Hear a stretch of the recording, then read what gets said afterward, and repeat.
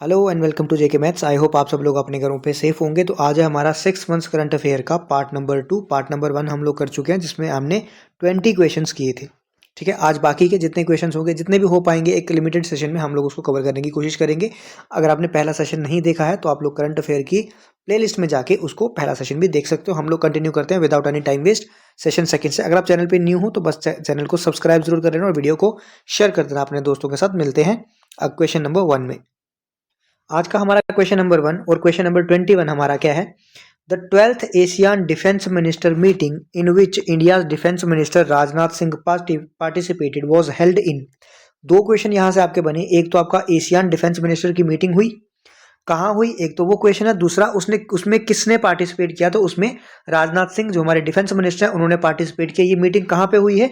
ये मीटिंग आपकी मलेशिया में हुई है।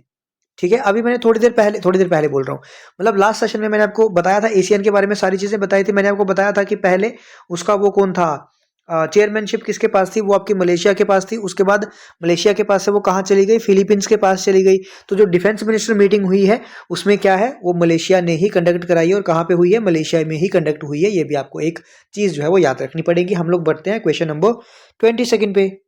ये भी एक आपका इंपॉर्टेंट क्वेश्चन है कि which Indian state has become the first to have a formal partnership with Starlink.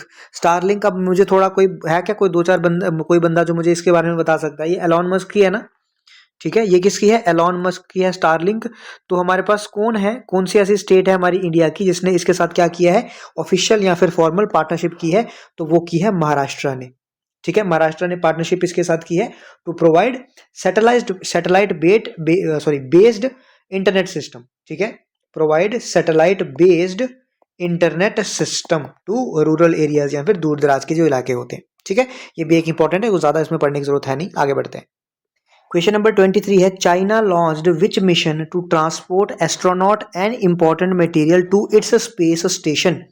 तो चाइना ने कौन सा जो है वो मिशन लॉन्च किया है? वो किया है शंजाऊ 21 है। ये 2021 नहीं है, शंजाऊ 21 है ओनली। ठीक है, क्या मिशन है? शंजाऊ 21। अब यहाँ पे आपके पहले तो दो क्वेश्चन, ये तो एक आपका आ गया ना, शिंजाओ 2021 है, इसका याद रखना। ये 2021 नहीं है, ये सिर्फ 21 है। ठीक है, ये याद रखना। अब यहाँ पे एक क्वेश्चन आपका और बनता है जो कि इसने मैंने आपको यहाँ पे दे दिया हुआ ब्रैकेट में वैसे तो, कि जो चाइना का स्पेस स्टेशन है उसका नाम क्या है? तेंगोंग या तेंगोंग, जैसे भी जिस भी तरीके से प्रोनाउंसिएट करते होंगे फर्क नहीं पड़ता। चाइना के स्पेस स्टेशन का नाम जो है वो ये है। अब यहाँ पे बात आती है, ये नहीं है यहाँ पे क्या बात आती है? यहाँ पे बात आती है कि भैया भारत का स्पेस स्टेशन कोई है क्या अपना? अगर है तो उसका नाम क्या है? तो भारत का अभी कोई स्पेस स्टेशन नहीं है, बट भारत ने प्लान किया है कि बाय 2035 हमारा अपना स्पेस स्टेशन होगा जिसका नाम होगा भारतीय अंतरिक्ष स्टेशन। क्या नाम होगा? BHARATIYA, भारतीय अंतरिक्ष। ठीक है, अंतरिक्ष स्टेशन उसका नाम होगा, जिसको हम बोलेंगे BAS बाय 2035। और ये होता कहाँ पे है? ये होता है लोअर अर्थ ऑर्बिट पे।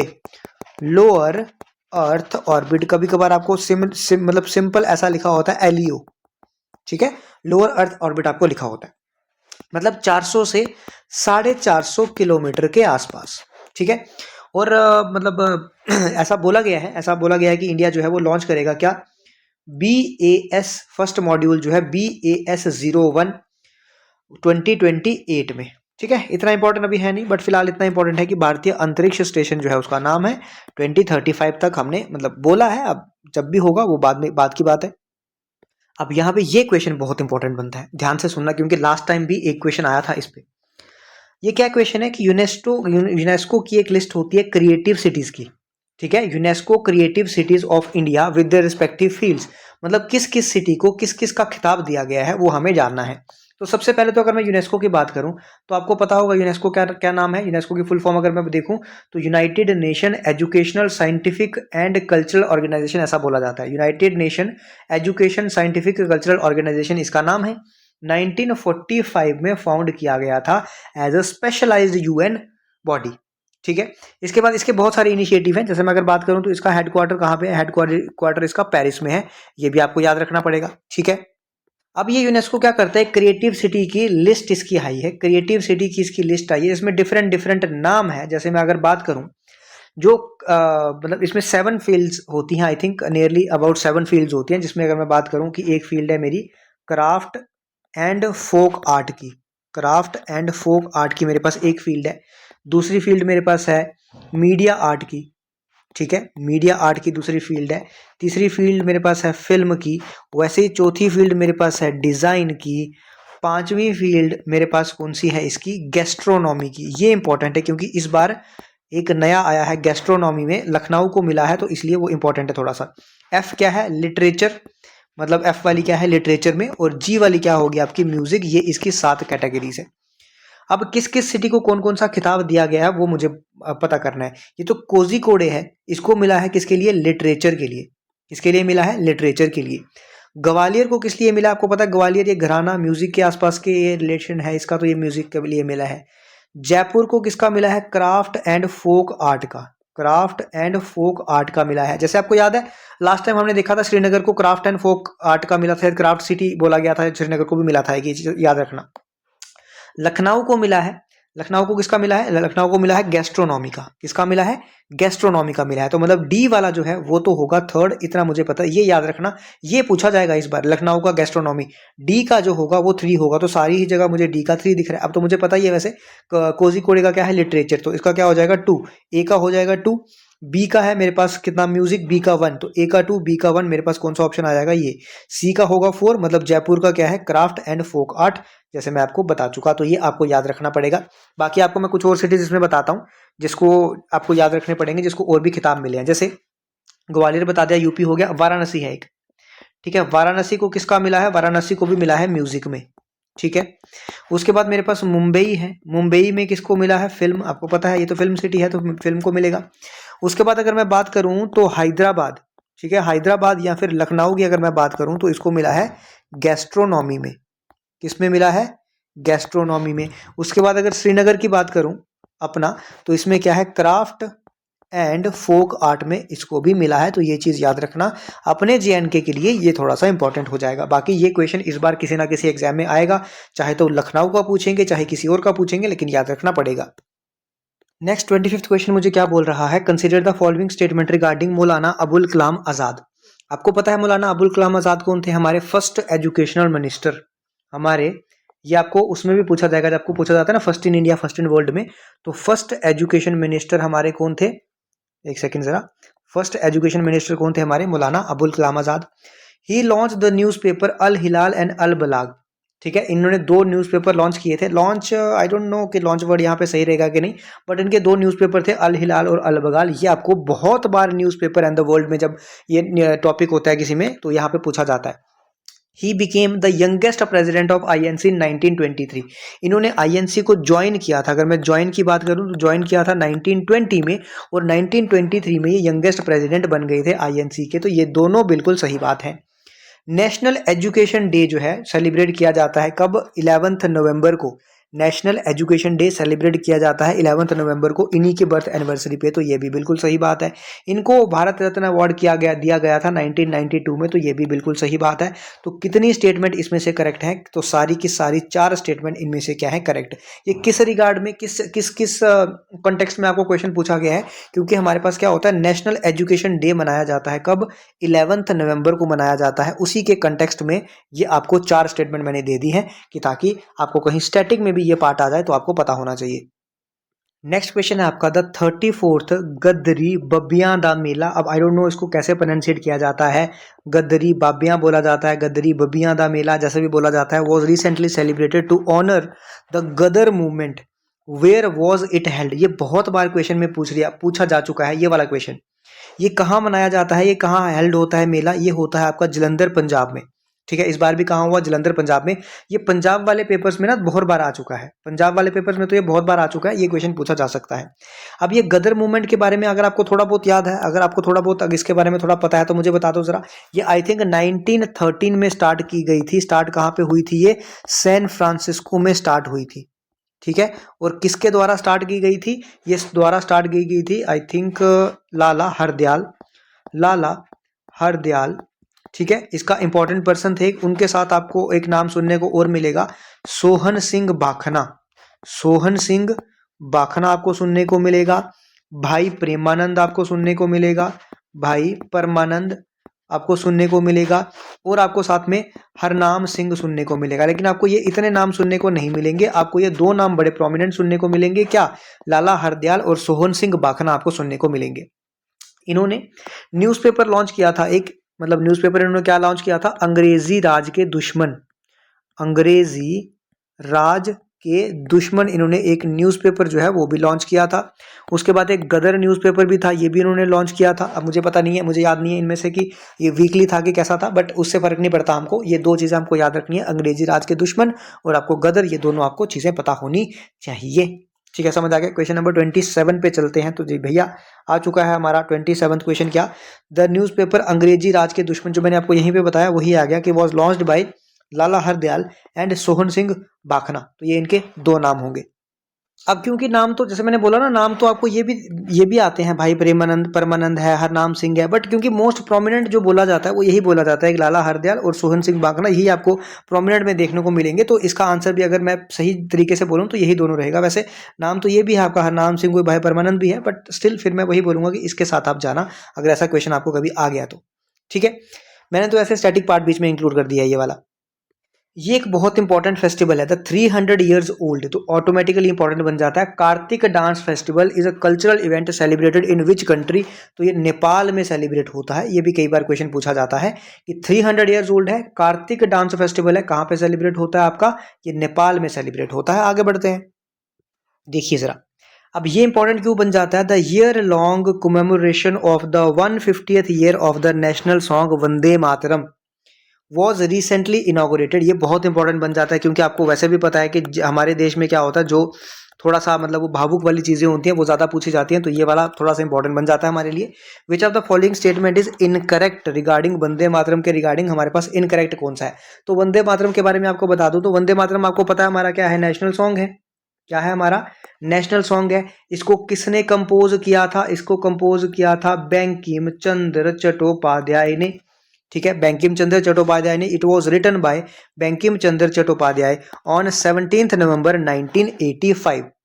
अब देखो, ये तो सही है कि रिटन बाय बंकिम चंद्र चट्टोपाध्याय, लेकिन 17 नवंबर 1885 ये यहाँ पे गलत है। देखो, क्योंकि 1882 में बंकिम चंद्र चट्टोपाध्याय का नोबल था आनंद मठ। ठीक है, नोबल था कौन सा? आनंद मठ, ANANDAMATH। इसमें 1882 में इसको इंक्लूड कर दिया गया था। अब जब 1882 में ही ये इसमें इंक्लूड हो गया है तो इसका मतलब ये तो नहीं हो सकता कि उसके बाद लिखा गया है, पहले ही इंक्लूड है बाद लिखा गया है, ये तो गलत है। मतलब बंकिम चंद्र चट्टोपाध्याय तो सही है, लेकिन ये डेट जो है वो यहाँ पे गलत है।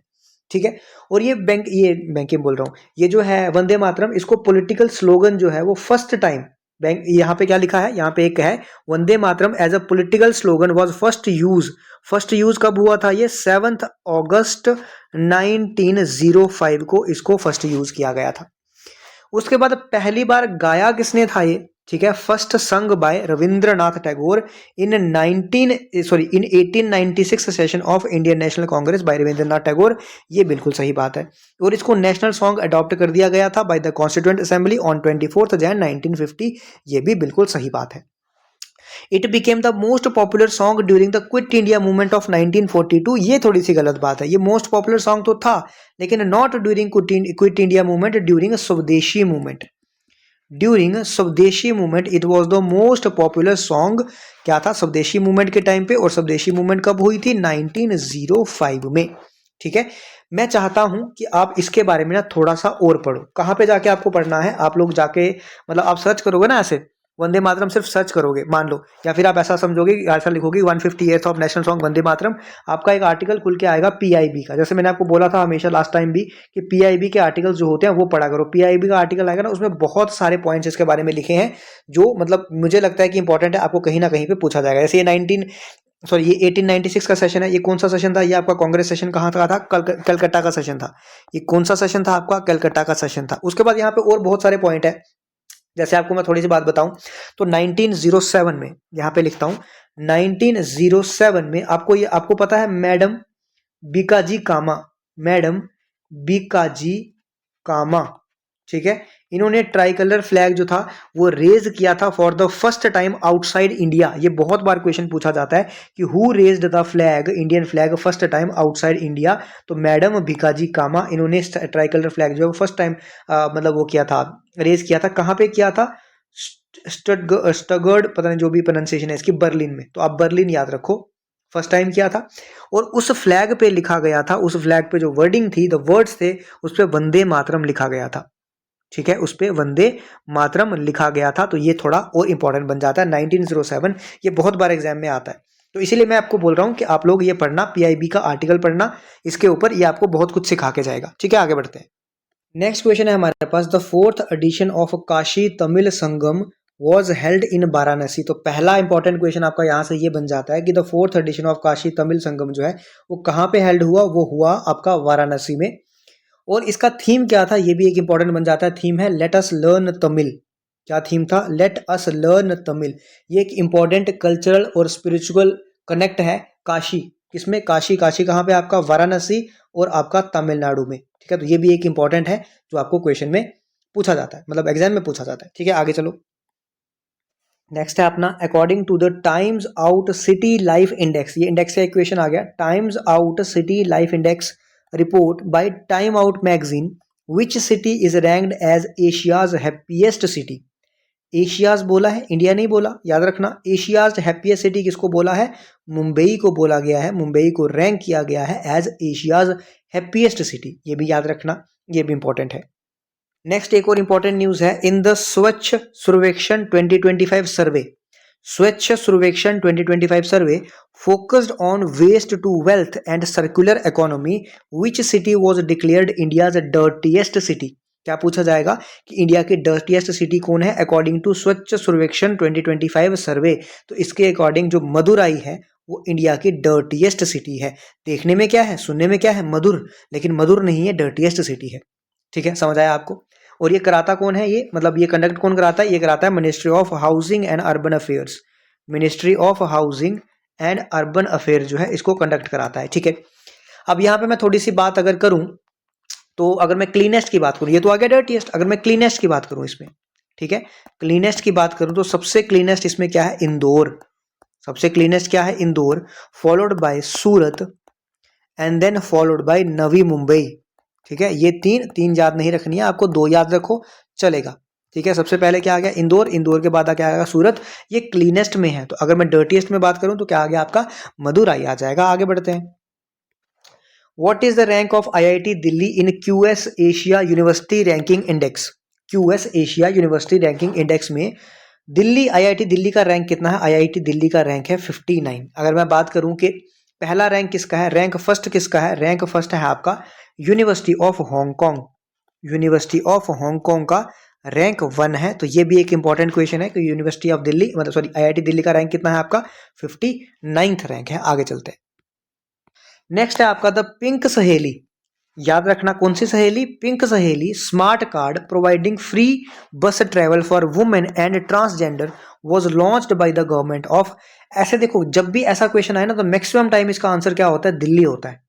ठीक है, मैक्सिमम टाइम इसका आंसर क्या होता है? दिल्ली होता है, क्योंकि फ्री ट्रैवल वगैरह, ये पिंक किस मतलब रिलेट अगर करना हो तो आपको थोड़ा बहुत आप तुक्का मार सकते हो, थोड़ा बहुत आप दिल्ली रिलेट कर सकते हो। बट ये किसने लॉन्च की है? दिल्ली गवर्नमेंट ने इसको लॉन्च किया है। क्या क्या लॉन्च किया है? क्या स्कीम? पिंक सहेली स्मार्ट कार्ड जो है वो लॉन्च किया है, ताकि वुमेन्स के लिए, ट्रांसजेंडर्स के लिए फ्री बस सुविधा जो हो प्रोवाइड हो। ठीक है, आगे चलो। नेक्स्ट क्वेश्चन है, which state government recently approved the prohibition of polygamy bill. Polygamy क्या होता है? पॉलीगेमी मतलब एक से ज्यादा पति या एक से ज्यादा पत्नी, वो क्या आता है? पॉलीगेमी में आता है। तो किस स्टेट गवर्नमेंट ने ये एक मतलब रिसेंटली अप्रूव किया प्रोहिबिशन, मतलब खत्म करना किसको? पॉलीगेमी को। तो किसने किया है? असम गवर्नमेंट ने ये किया है। ये भी याद रखना, ये भी इंपॉर्टेंट है। नेक्स्ट है आपके पास, a naval gallantry museum is to be established by the collaboration of the UP government and the Indian navy in which city. एक क्या नेवल गैलेंट्री म्यूजियम एस्टेब्लिश किया जाएगा? कहाँ पे किया जाएगा आपका? ये किया जाएगा आपका लखनऊ में। कहाँ पे किया जाएगा? लखनऊ। अब ये naval military, sorry, naval gallantry museum है क्या? मतलब यहाँ पे आप ऐसा मान सकते हो कि यहाँ पे जो डी कमीशन जो वारशिप्स होती है हमारी, ठीक है। वो जो डीकमीशन्ड वॉरशिप्स होती हैं वो यहाँ पे होंगी, या फिर जो कोई एयरक्राफ्ट होंगे वैसे यहाँ पे होंगे जो डीकमीशन हो चुके हैं वो यहाँ पे रखे जाएंगे, मतलब नेवी की रिलेटेड जो भी चीज़ें होंगी वो यहाँ पे रखी जाएंगी। तो उसके रिलेटेड ये एक म्यूजियम है। किसने किसने ये कोलैबोरेशन किसकी है? यूपी गवर्नमेंट की है और इंडियन नेवी की है। कहाँ पे बनने जा रहा है? लखनऊ में। लेट 2026 के अराउंड ये कंप्लीट हो जाएगा। ठीक है। अब देखो, जब कोई फर्स्ट बनता है और ऊपर से फर्स्ट वुमेन बनती है कुछ भी, तो वो बहुत ज़्यादा इंपॉर्टेंट हो जाती है।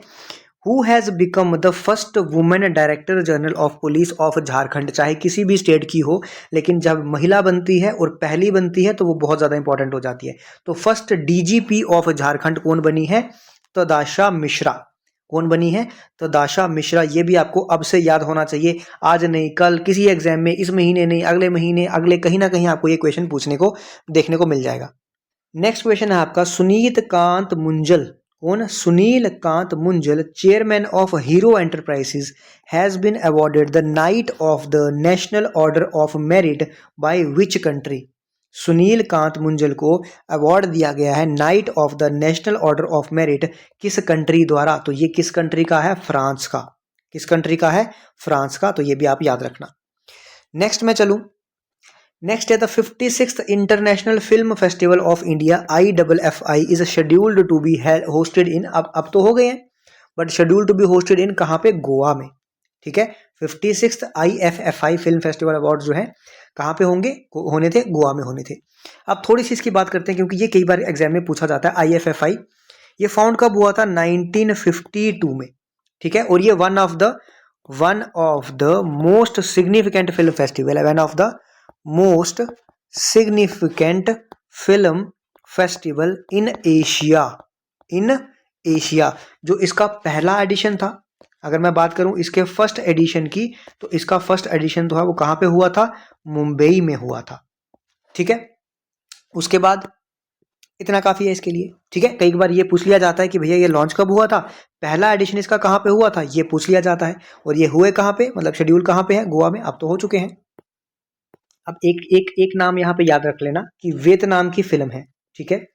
वियतनामीज फिल्म कौन सी? Skin of youth.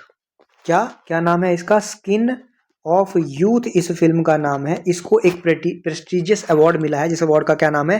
Golden peacock award. ये बहुत महत्व है इसका, गोल्डन पीकॉक अवार्ड इसको जो है वो मिला है। ये इंपॉर्टेंट है यहाँ पे बहुत। कौन सी फिल्म है? वियतनामीज फिल्म है। ये क्या हो जा रहा है? एक सेकंड जरा रुको। वियतनामीज फिल्म है। ठीक है। कौन सी फिल्म है आपकी? स्किन ऑफ यूथ है, जिसको गोल्डन पीकॉक अवार्ड जो है वो दिया गया है। सिमिलरली इसमें ऐसे और भी होते हैं, जैसे सिल्वर पीकॉक भी होता है, उससे हमको मतलब नहीं है। ठीक है। एक रजनीकांत को भी यहाँ पे एक अवार्ड की दिया गया है, जो कि उनके 50-60 कंप्लीट होने में, 50 ईयर्स इन सिनेमा में उनको भी यहाँ पे अवार्ड दिया गया है। बट ये भी इतना इंपॉर्टेंट नहीं है। मेन इंपॉर्टेंट था जो वियतनामीज फिल्म है स्किन ऑफ यूथ, उसको यहाँ पे अवार्ड दिया गया है। कौन सा? गोल्डन पीकॉक अवार्ड दिया गया है। ये यहाँ पे बहुत इंपॉर्टेंट था।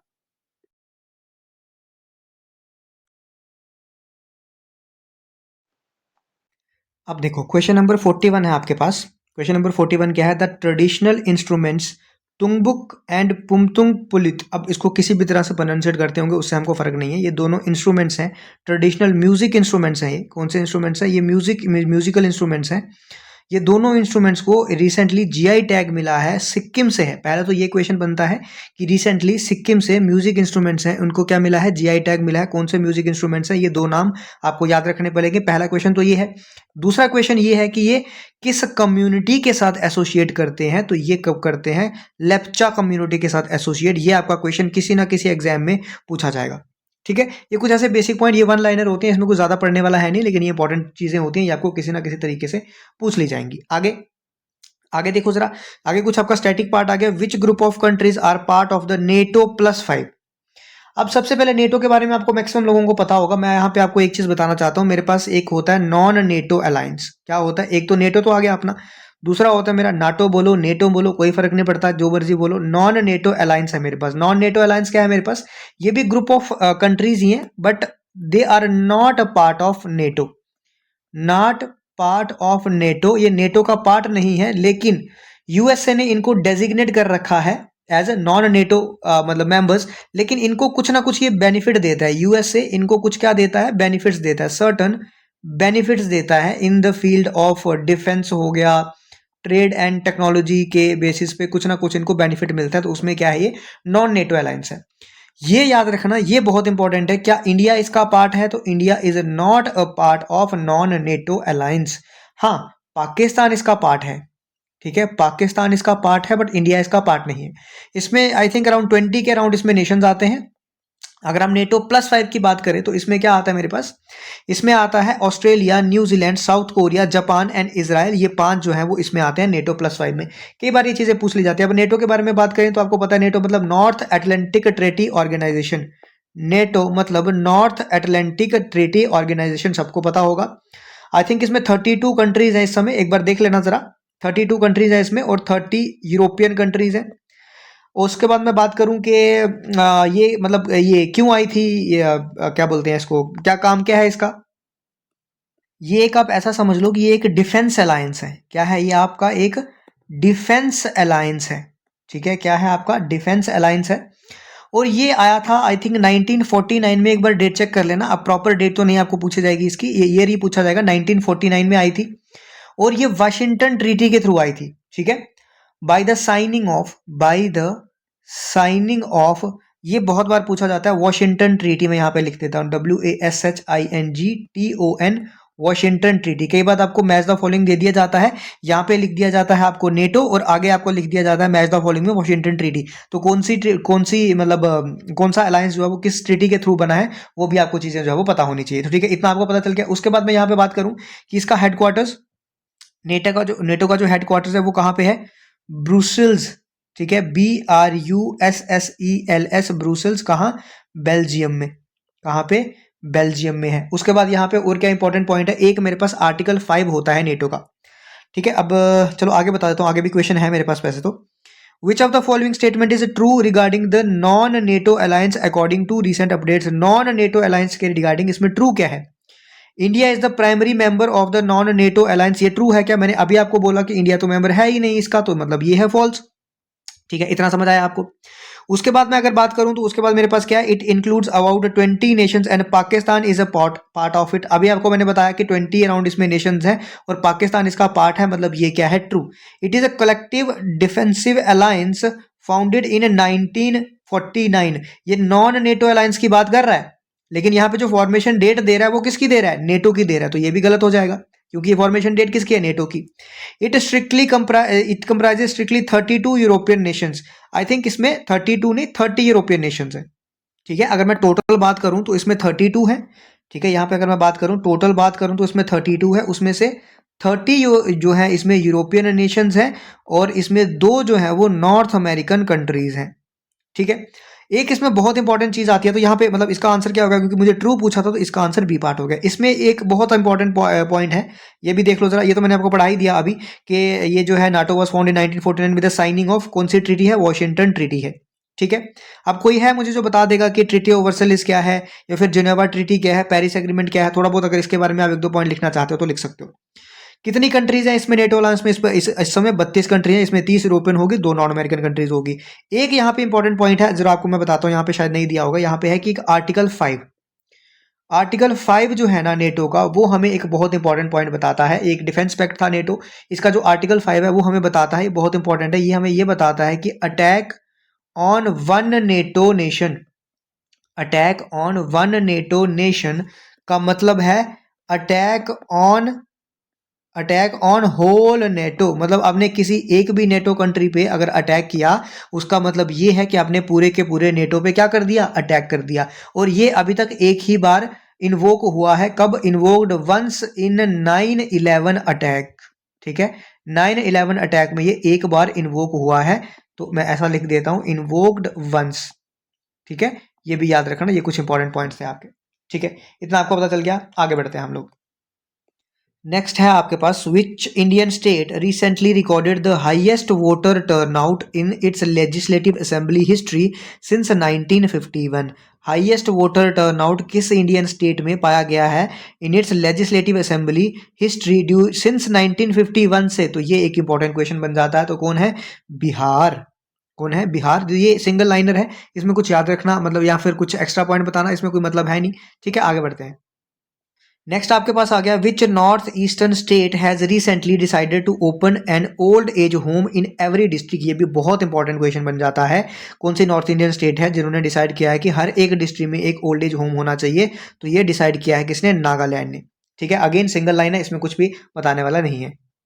नेक्स्ट देखो, नेक्स्ट क्वेश्चन क्या है, what is India's rank in the global climate risk index released by German watch. ठीक है, अब ये चीज याद रखना कि जो मैं यहाँ पे बता रहा हूँ ये ग्लोबल क्लाइमेट रिस्क इंडेक्स है। और भी आप हो सकता है क्लाइमेट के रिलेटेड, क्लाइमेट रिस्क के रिलेटेड जो भी बहुत सारे मतलब कुछ होते हो, बट ये मोस्ट इंपॉर्टेंट है क्योंकि जर्मन वॉच रिलीज करता है।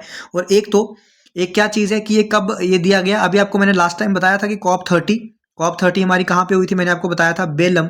ठीक है, बाकू टू बेलम रोड पे, मैं बताया ना मैंने, बेलम ब्राजील में हुई थी। ठीक है, उसमें ये बताया गया, उसमें ये रिपोर्ट प्रेजेंट की गई, उसमें बोला गया कि इंडिया जो है वो 9th मोस्ट अफेक्टेड, ये क्या बोलते हैं, वेदर इफेक्टेड कंट्री है। 9th मोस्ट अफेक्टेड कंट्री है by extreme weather events, EWS बोला जाता है, EWE sorry, EWE extreme weather event से इंडिया जो है वो 9th मोस्ट अफेक्टेड कंट्री है, ये बताया गया।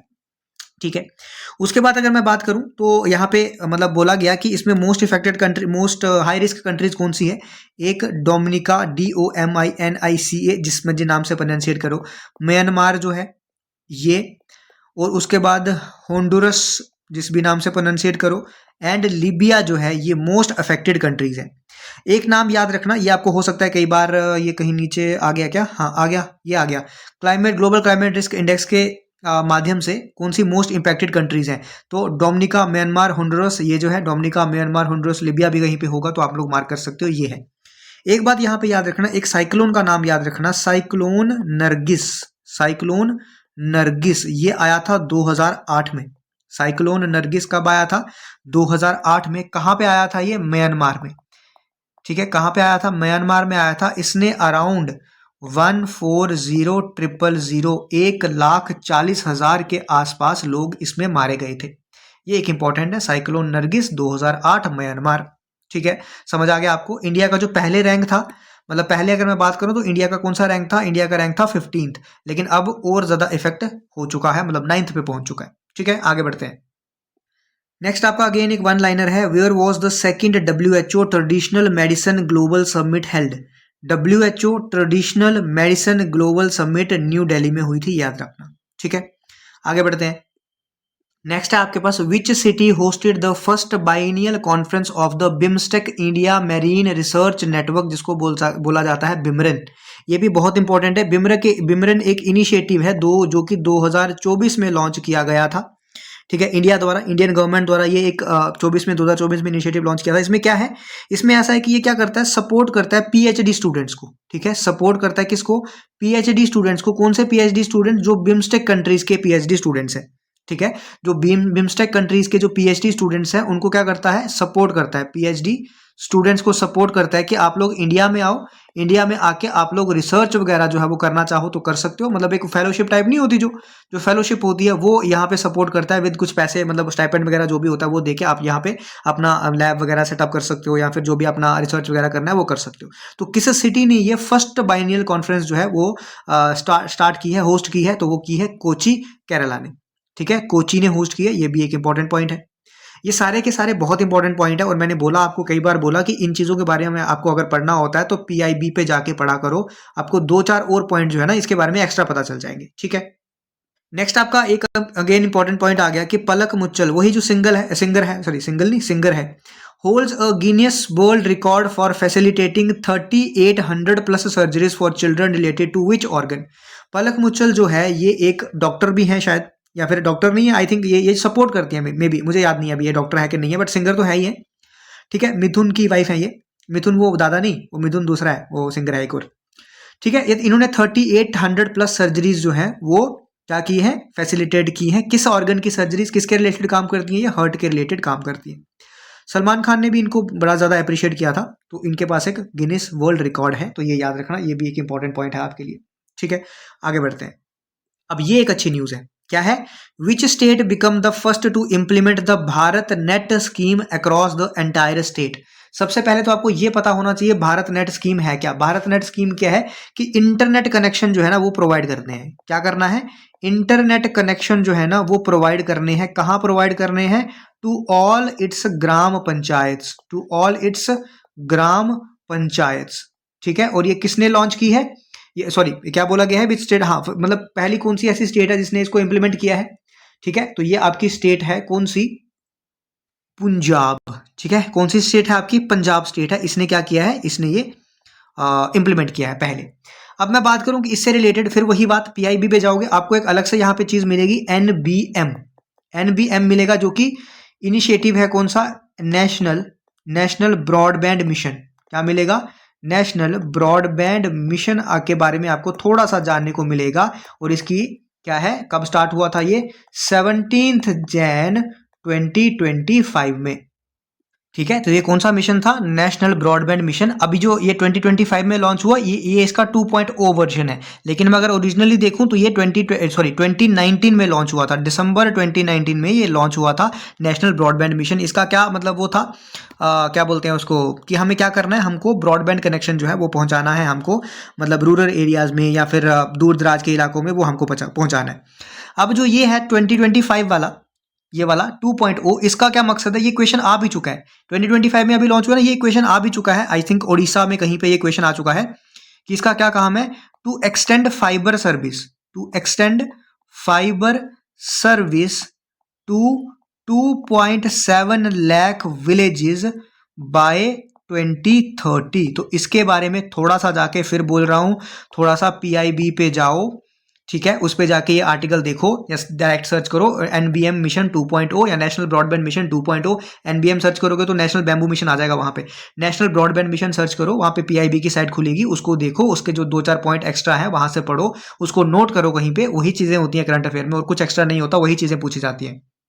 अब ये बीच में कभी कभी छोटे सवाल डेज के बारे में पूछ लिए जाते हैं। तो वर्ल्ड काइंडनेस डे की अगर मैं बात करूं, सेलिब्रेट किया जाता है 13 नवंबर को। ठीक है, इसमें कुछ ज्यादा है नहीं, आगे चलते हैं।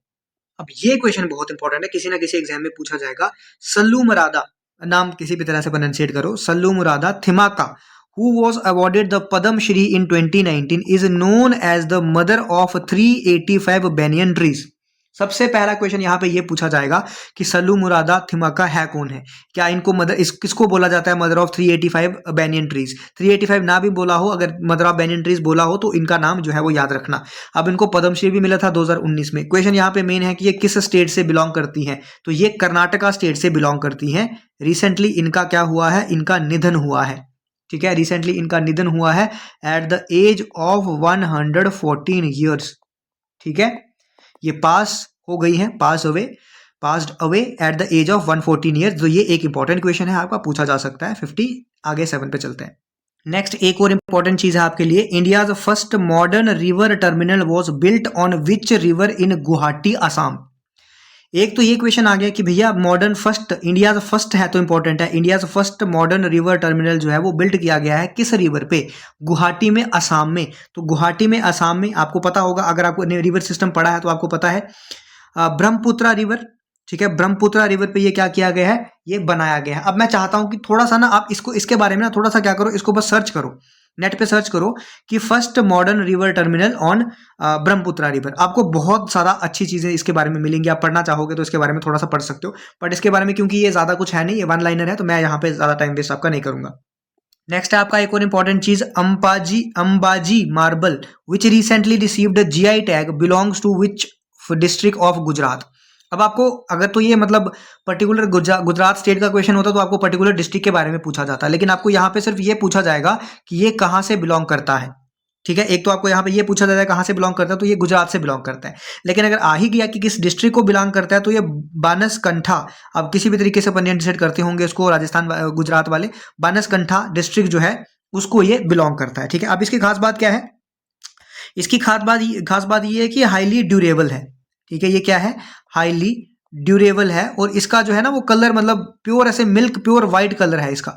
ठीक है, प्योर व्हाइट कलर है, और ये काफी सारे टेम्पल्स में यूज हुआ है। जैसे मैं आपको एक टेम्पल का नाम बताऊं, जैसे दिलवाड़ा जैन टेम्पल। ठीक है, दिल किसका बड़ा होता है? राजा महाराजाओं का बड़ा होता है, तो ये राजस्थान में है दिलवाड़ा जैन टेम्पल। कैसा याद रखना है? दिल बड़ा। किसका दिल बड़ा होता है? राजा महाराजाओं का दिल क्या होता है? बड़ा। तो दिल बड़ा जैन टेम्पल में भी ये यूज हुआ है, तो इसको रिसेंटली अभी क्या मिला है? जीआई टैग मिला है। क्या आप मेरी थोड़ी सी मदद कर सकते हो? क्या आप मुझे ये बता सकते हो कि जीआई टैग अपने जम्मू एंड कश्मीर में से किस किस को मिला है? एटलीस्ट मुझे 5-7 नाम तो मुझे बता ही दो कि किस किस को मिला है, और जो रिसेंट अगर किसी को मिला है तो वो भी मुझे बता दो कि रिसेंट किस किस को मिला है। नेक्स्ट, ये बहुत न्यूज में रहा था अभी, इसको आप रोलाने किस भी तरह से, रोल इन किस भी तरह से प्रोनाउंसिएट करो। ये फेस्टिवल एक एग्रीकल्चरल लिंक्ड फेस्टिवल है। ये किस स्टेट में सेलिब्रेट किया जाता है? आपने देखा होगा, वो एक सॉन्ग भी तो मशहूर हुआ है, क्या बोलते हैं उसको, आदेश करके। ठीक है, आदेश नाम से एक सॉन्ग मशहूर हुआ है ना। ठीक है, मुझे अभी प्रॉपर वो लिरिक्स याद नहीं रहे। तो इसमें क्या होता है, ये मतलब मास्क पहन के, एक किस्म का मास्क है कि पूरा मुंह ढका होता है, हिमाचल के मतलब बंदों ने पूरा मुंह ढका होता है, मुंह ढक के ये फिर वो डांस करते हैं। ये बहुत फेमस है, आपने बहुत सारी रील्स में ये मतलब सुना होगा, कोई भी मतलब भगवान की कोई भी रील होगी, उसमें क्या होता है कि उसमें इसी तरीके का मतलब म्यूजिक थोड़ा सा यूज किया होता है। ये थोड़ा सा अच्छा म्यूजिक है। तो कहाँ पे है ये, किस में सेलिब्रेट होता है? हिमाचल प्रदेश में। हिमाचल प्रदेश की अगर मैं बात करूं तो किन्नौर डिस्ट्रिक्ट। ठीक है, कहाँ पे? किन्नौर डिस्ट्रिक्ट में ये सेलिब्रेट होता है, और ये एग्रीकल्चर लिंक्ड फेस्टिवल है। ये याद रखना, आप चाहो तो थोड़ा सा देख सकते हो नेट पे। नेक्स्ट आ गया जी आपके पास, which country has recently celebrated its first ever government transaction using a digital currency, digital dirham. कौन सी ऐसी कंट्री है जिसने फर्स्ट एवर गवर्नमेंट ट्रांजैक्शन जो है अपनी डिजिटल करेंसी में की है, डिजिटल धीरम में की है? तो वो कौन है? यूएई है। ये भी एक इंपॉर्टेंट पॉइंट है, याद रख सकते हो डिजिटल इंडिया के पर्सपेक्टिव से। नेक्स्ट आपका हॉर्नबिल फेस्टिवल से जो एक ना एक क्वेश्चन हर बार मैक्सिमम पूछा जाता है। एक तो क्वेश्चन यही बनता है कि हॉर्नबिल फेस्टिवल जो है वो कहाँ का है? वो नागालैंड का है। अब यहाँ पे क्वेश्चन क्या है, in addition to Ireland and Switzerland which other countries officially participated in the recently inaugurated Hornbill festival in Nagaland? ये जनरली कब होता है? Generally first week of Jan में होता है। ठीक है, रिसेंटली कब होता है? रिसेंटली बोल रहा हूँ, जनरली कब होता है? फर्स्ट वीक ऑफ जनवरी में होता है। कहाँ पे होता है? ये नागालैंड में होता है। तो कौन कौन सी कंट्री ने ऑफिशियली पार्टिसिपेट इसमें किया है? अगर मैं ऑफिशियली बात करूं तो आयरलैंड और स्विट्जरलैंड जो है ना, वो ऑफिशियल पार्टनर्स थे। क्या थे? ऑफिशियल पार्टनर्स थे किसके? हॉर्नबिल फेस्टिवल में, मतलब उनको बताया गया था, सॉरी पार्टनर नहीं, पार्टिसिपेटिंग मेंबर्स। ठीक है, उसके बाद इसके अलावा और किस किस ने किया है? यूके, फ्रांस एंड माल्टा ने। यूके, फ्रांस एंड माल्टा जो है, इन्होंने भी पार्टिसिपेट किया है। ये भी मतलब पार्टिसिपेटेड मेंबर्स थे इसमें, तो ये भी चीज भी याद रखना। नेक्स्ट बात करते हैं, थोड़ा सा स्टैटिक पार्ट आ गया था। G7 group of advance economies was founded in 1975 primarily as a response to which global event? 1975 में क्या फाउंड किया गया था? G7 फाउंड किया गया था, G7 ग्रुप फाउंड किया गया था। क्यों फाउंड किया गया था? क्या वजह थी इसकी? तो ऑयल क्राइसिस की वजह थी इसकी, ऑयल क्राइसिस की वजह थी इसके। वजह के बाद हमने क्या किया था? स्टार्ट किया था G7 ग्रुप। अब G7 ग्रुप की मैं बात करूँ तो इसमें कौन कौन था या कौन कौन है? इसमें कौन कौन था? इसमें था कनाडा, ठीक है, इसमें था आपका फ्रांस, इसमें था आपका जर्मनी, और था इसमें इटली, उसके बाद था जापान, उसके बाद यूके एंड उसके बाद यूएस। सर 1 2 3 4 5 6 और 7 इसमें कंट्रीज हैं, और ये सारे के सारे आपके एडवांस इकोनॉमीज मानी जाती हैं। 1998 में इसको रशिया ने भी ज्वाइन किया था। 1998 में रशिया ने इसको क्या किया था? ज्वाइन किया था, तो ये बन गया था G8। लेकिन 2014 में अगर मैं बात करूं, 2014 में ये है, यही क्वेश्चन है अगला। ठीक है, यही बता देता हूँ, यही क्वेश्चन अगला। 2014 में रशिया वॉज एक्सपेल्ड। 2014 में रशिया वॉज एक्सपेल्ड। ठीक है, रशिया को निकाल दिया गया था इसमें से, तो ये दोबारा क्या बन गई? आपकी G7 बन गई। तो why was Russia expelled from the G8 in 2014 turning it back to G7 due to annexation of Crimea? ठीक है, आई थिंक ये नाम थोड़ा सा, एक सेकंड मुझे देख लेने दो। हाँ ठीक है, ठीक है, due to annexation of Crimea. इसके बाद क्या किया गया था? रशिया को निकाल दिया गया था इस ग्रुप से, तो G8 से दोबारा क्या बन गया था? G7 बन गया था। ठीक है, अब मैं अगर बात करूं थोड़ी सी आपकी, तो ये 51st, ठीक है, इसके बाद भी देख लेना ये। उसके बाद मैं बात करूं, ये 51st G7 समिट जो हुई है 2025 में, वो कहां पे हुई है? वो हुई है आपकी कनाडा में। कहां पे हुई है? आपकी कनाडा में। और कौन सी जगह पे हुई है? KANANASKIS। अब थोड़ा सा स्पेलिंग देख लेना, मतलब ये थोड़ा सा देख लेना स्पेलिंग का। तो ये आपकी यहाँ पे हुई है कनाडा में। ठीक है, ये भी आपको एक क्वेश्चन जो है वो पूछा जा सकता है। आगे बढ़ते हैं, और ये एक मतलब इनफॉर्मल ग्रुप है। ठीक है, ये जो G7 है ना, ये एक इनफॉर्मल ग्रुप है। ठीक है, और इसका कोई भी फॉर्मल सेक्रेटरी नहीं है, इनफॉर्मल ग्रुप जो है ये। ठीक है, आगे चलो। चलो जी, क्वेश्चन तो पूछ लिया गया है यहाँ पे। 51st G7 समिट जो है वो 2025 में कहाँ पे, कनन्स्किस कनाडा, आप किसी भी तरह से प्रोनाउंसिएट करो तो आप लोग याद रख सकते हो। उसके बाद है मेरे पास थोड़ा सा G20 के बारे में भी देख लेते हैं। G7 के बारे में देख लिया तो G20 was founded in 1999 following which major economic event. तो सबसे पहले तो मैं यहाँ पे बात करूँ, यहाँ पे सबसे पहले क्या है, G20 में हमारे पास क्या है, G20 में 20 हमारे पास ग्रोइंग इकोनॉमीज हैं, जिसमें हमारे पास 19 कंट्रीज हैं। क्या है, 19 कंट्रीज हैं, और एक हमारे पास क्या है, यूरोपियन यूनियन। अभी इसमें अफ्रीकन यूनियन जो है वो भी इसका पार्ट जो है वो बन चुका है। ठीक है, अफ्रीकन यूनियन भी इसका पार्ट बन चुका है, 1999 में फाउंड हुआ था फॉलोइंग, ठीक है, किसकी वजह से, economic crisis, sorry financial crisis, Asian financial crisis in 1997-1998, इसकी वजह से ये एक इनफॉर्मल ग्रुप बनाया गया था G20 का। तो किसकी वजह से हुआ ये, क्या मेजर इवेंट था, एशियन फाइनेंशियल क्राइसिस। G7 का पूछा जाए अगर, तो मैंने आपको G7 का क्या बताया, ऑयल क्राइसिस। ये आपको याद रखना, आपको थोड़ा सा इसके बारे में ज्यादा पढ़ना होता है तो फिर अगेन कहाँ पे जाओ, G20 इंडिया पे जा सकते हो, G20 के ऑफिशियल वेबसाइट जो होती है उस पे जा सकते हो। ठीक है, तो आप जा सकते हो, PIB पे जा सकते हो, कोई रिसेंट इसका कुछ हुआ होगा तो उस पे जा सकते हो। तो अगर मैं बात करूं इसमें होता क्या था, क्योंकि ये फाइनेंशियल क्राइसिस के रिलेटेड था, तो इसमें होता क्या था, इसमें finance ministers and central bank के जो गवर्नर्स थे, सेंट्रल बैंक के जो गवर्नर होते थे वो एक साथ मिलकर डिस्कस करते थे, इकोनॉमिकल एंड फाइनेंशियल इश्यूज जो थे ना वो डिस्कस करते थे। लेकिन अगर मैं बात करूं आपकी 2007 की, आई थिंक, ठीक है, 2007 की बात करूं तो इसको अपग्रेड कर दिया गया। 2007 में इसको क्या कर दिया गया, अपग्रेड कर दिया गया, और इसमें क्या होने लगा, हेड ऑफ द गवर्नमेंट जो है वो भी साथ मिलके बैठ के बातचीत करने लगे। ठीक है, उसके बाद अगर मैं 2025 की इसमें बात करूं तो 2025 की जो मीटिंग थी वो कहां पे हुई थी, मीटिंग हुई थी साउथ अफ्रीका में, और यूएसए ने इसको बॉयकॉट किया था। ठीक है, ये याद रखना, यूएसए ने क्या किया था, बायकॉट हुआ कहां पे था, 2025 का साउथ अफ्रीका में हुआ था। अब आपको मुझे बताना है कि G7 की अगली समिट जो है वो कहां पे होगी, G20 की अगली समिट जो है वो कहां पे होगी, ये आपको मुझे बताना पड़ेगा। अभी मैंने बताया विच union recently became a permanent part of G20, अभी मैंने बोला ना कि अफ्रीकन यूनियन भी बन चुका है, तो AU जो है वो भी इसका पार्ट जो है वो बन चुका है। और ये बना कहां पे था, ठीक है, कभी बार ये पूछ लिया जाएगी बना कहां पे था, अफ्रीकन यूनियन कब आया था इसके पार्ट में, मतलब इसके बीच में कब इसका पार्ट बना था। ये आपका आई थिंक 2023 में, जब आपकी समिट न्यू दिल्ली समिट, ठीक है, न्यू दिल्ली समिट, उसमें आपका ये पार्ट बना था अफ्रीकन यूनियन किसका, G20 का। ठीक है, 2023 में ये क्वेश्चन पूछा जा चुका है, याद रखना। नेक्स्ट, ये नाटो का हेडक्वार्टर तो बता चुका ना वो ब्रुसेल्स बेल्जियम में है, ये दोबारा क्यों आ गया क्वेश्चन। ठीक है, आगे चलो।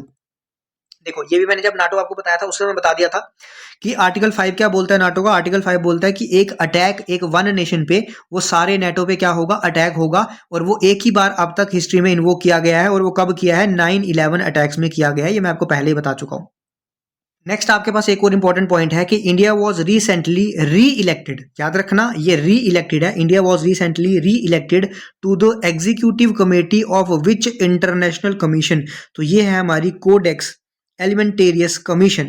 ठीक है, ये एस्टेब्लिश हुई थी 1963 में। ये क्या करती है, ये डेवलप करती है, मतलब इंटरनेशनल फूड स्टैंडर्ड्स,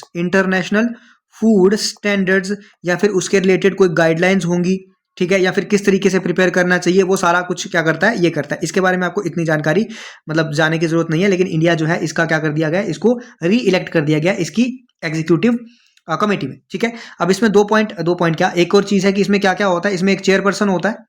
ठीक है, इसमें कौन होता है, एक चेयरपर्सन होता है, वाइस चेयरपर्सन होता है, एंड अदर मेंबर्स होते हैं, जो कि इतना इंपॉर्टेंट आपके लिए है नहीं, बट ठीक है, मेरे पास पॉइंट लिखा हुआ था तो मैंने आपको बता दिया। ठीक है, आगे चलो। देखो क्या है अगला, which Indian state government has launched a leopard birth programme. ये बहुत इंपॉर्टेंट है, कहीं ना कहीं देखने को मिल जाएगा कि किस इंडियन स्टेट गवर्नमेंट ने ये लॉन्च किया है लेपर्ड बर्थ प्रोग्राम। तो ये लॉन्च किया है महाराष्ट्र ने। ठीक है, किसने लॉन्च किया है, महाराष्ट्र ने लॉन्च किया। अब ये है क्या, महाराष्ट्र स्टेट गवर्नमेंट ने लॉन्च किया है ये, और कहां पे लॉन्च किया है, पहले तो एक ये याद रखो कि ये जूनर JUNNAR फॉरेस्ट डिवीजन, इतना पूछा जाएगा नहीं आपको, बट पुणे में, ठीक है, पुणे डिस्ट्रिक्ट में जूनर फॉरेस्ट डिवीजन में ये लॉन्च हुआ है। अब है क्या इसमें होगा क्या, इसमें क्या है कि मतलब वैक्सीनेशन की जाएगी फीमेल लेपर्ड वाली। फीमेल लेपर्ड की, कि उनको ब्रीडिंग, उनकी ब्रीडिंग को क्या किया, कंट्रोल किया जाए। क्योंकि आपने रिसेंटली देखा होगा बहुत सारे इंसिडेंट्स हो रहे हैं कि मतलब इंसान मारे जा रहे हैं लेपर्ड्स की वजह से, शिकार कर रहे हैं लेपर्ड्स, या फिर मतलब क्योंकि हम भी तो उनकी चीजें डिस्ट्रॉय कर रहे हैं, हम उनके जंगल डिस्ट्रॉय कर रहे हैं, वो तो अब मतलब विलेजेस में आएंगे, अब जब वहां पे आएंगे तो शिकार हो रहे हैं, तो उनकी प्रोग्राम को, उनके मतलब ब्रीडिंग को कंट्रोल करने के लिए उनको क्या किया जा रहा है, टेम्पररी उनकी वैक्सीनेशन की जा रही है। क्या किया जा रहा है, टेम्पररी वैक्सीनेशन की जा रही है। अब ये स्टार्ट हुआ है क्योंकि इसका इनिशियल फेज है, तो इसमें आई थिंक 5 फीमेल लेपर्ड्स को ये दिया जाएगा, उसके बाद देखा जाएगा कैसे ये चलता है, तो ये उसके बाद ये मतलब हो सकता है कि लार्ज फेज में इंप्लीमेंट हो सके। ठीक है, आगे चलते हैं। नेक्स्ट क्वेश्चन है आपका, who has been awarded the Indira prize for peace, disarmament and development, जिसको बोला जाता है, इसको आप ये भी बोलते हो Indira Gandhi peace prize award भी आप लोग इसको बोलते हो। ठीक है, क्या बोलते हो, Indira Gandhi peace prize award भी आप इसको बोलते हो। ये एस्टेब्लिश किया गया था 1986 में, और इसकी क्या है, 1 करोड़ इसकी कैश प्राइज होती है। ठीक है, 1 करोड़ क्या है इसकी कैश प्राइज है। अब यहाँ पे अगर मैं देखूं तो ये मैंने यहाँ पे लिखा ही नहीं है कि कब का अवार्ड है, तो अगर मैं बात करूं 2025-2026 की, तो ये किसको मिला है, ये मिला है GRACA मिशेल, MACHEL, अब किसी भी तरह से प्रोनाउंसिएट करो, 2025-26 को इसको मिला है। अगर मैं उससे पहले बात करूं 2024 की, तो 2024 को आई थिंक ये मिशेल ब्रेसलेट जो भी है, जिस तरह का भी इसका नाम है, 2024 को इसको मिला था। ये आई थिंक चिली की प्रेसिडेंट थी, फॉर्मर चिली प्रेसिडेंट, चिली बोलते हैं ना, ठीक है, चाइल्ड चिली जो भी बोलो आप, फॉर्मर चिली प्रेसिडेंट थी ये। ठीक है, इसको मिला था 2024 में, और 2025 में इसको मिला है। ठीक है, ये चीज याद रखना, दोनों मिशेल करके, ये भी मिशेल है, ये भी मिशेल जो भी बोलो आप, लेकिन है सेम नाम है ना, तो इसी तरह के थोड़ा कंफ्यूजन आपको होने वाला है। ठीक है, किसी भी तरीके से याद रख सकते हो। आगे जरा मैं बढ़ूं कि world television day is celebrated on which day, ये कुछ दिन का पूछ लिए जाते हैं, तो ये आपका 21 नवंबर को मनाया जाता है वर्ल्ड टेलीविजन डे। चलिए भैया जी, ये भी क्वेश्चन इंपॉर्टेंट है, in which year will India host the global big cat summit alliance, तो इसको क्या बोला जाता है, आपने बहुत बार सुना होगा, इंटरनेशनल बिग कैट अलायंस भी इसको बोला जाता है, IBCA। ठीक है, तो ये फेब मतलब ये हो चुका है, मतलब फेब में होना था, अब तो हमारा आगे निकल चुका, क्योंकि ये मतलब हम प्रीवियस 6 मंथ्स के पढ़ रहे हैं, तो ये तो चलेगा ही साथ में। तो 2026 मतलब ये ईयर आपको याद रखना है, तो 2026 को। अब इसमें है क्या, इसमें 7 स्पीशीज ऑफ कैट्स आती हैं, 7 बिग स्पीशीज ऑफ कैट्स। ठीक है, 7 बिग स्पीशीज, इसको क्या करना है, इसको प्रोटेक्ट करना है। कौन कौन सी स्पीशीज है भैया, पहले है मेरे पास टाइगर, मेरे पास नहीं मतलब इसमें आता है टाइगर, उसके बाद आता है इसमें लाइन, उसके बाद आता है इसमें लेपर्ड, उसके बाद इसमें आता है स्नो लेपर्ड, ये सारे अलग अलग हैं, बिल्कुल सही बात। उसके बाद इसमें आता है चीता, उसके बाद आता है जैगुआर, हमारे लिए तो सब वही है, शेर और चीता, बट अलग अलग होते हैं। उसके बाद आते हैं प्यूमास, जैसा भी आप बोलो। तो 7 स्पीशीज हो गए, 1 2 3 4 5 6 और 7, इनको क्या करना है, इनको प्रोटेक्ट करना है। किसने स्टार्ट किया था, ये लॉन्च किया था इंडिया ने, इंडिया ने ही लॉन्च किया था, इंडिया ने launched by India in 2023।